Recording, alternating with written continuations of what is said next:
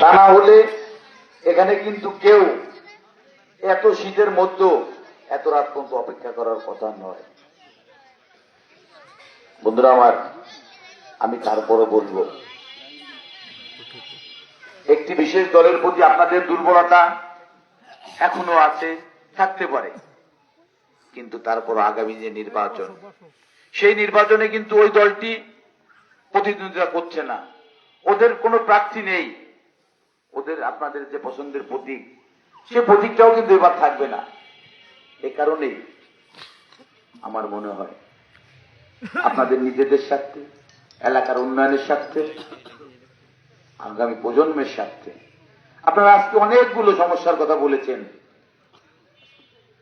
এই সকল জটিল সমস্যার সমাধানের স্বার্থে কিন্তু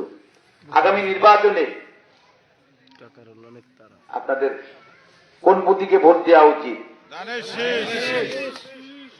সত্যি সত্যি কিন্তু এটা বলার জন্য না, সত্যি সত্যি কিন্তু আপনাদের ধানের শীষে প্রতীকে ভোট দেওয়া উচিত। কারণ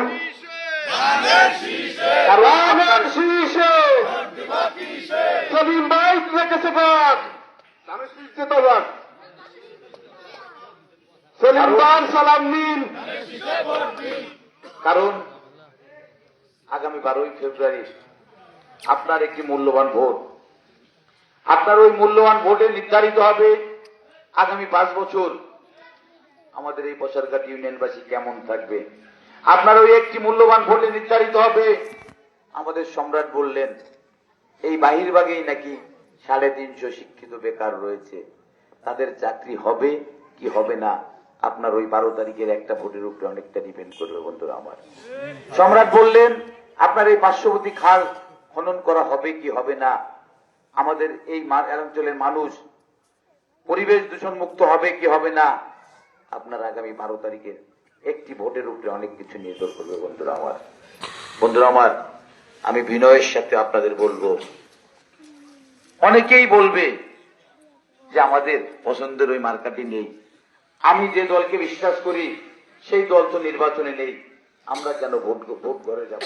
আমরা কেন ভোট কেন্দ্রে যে ভোট দিব। ভোট কিন্তু একটা পবিত্র আমানত, প্রতি 5 বছর পর পর কিন্তু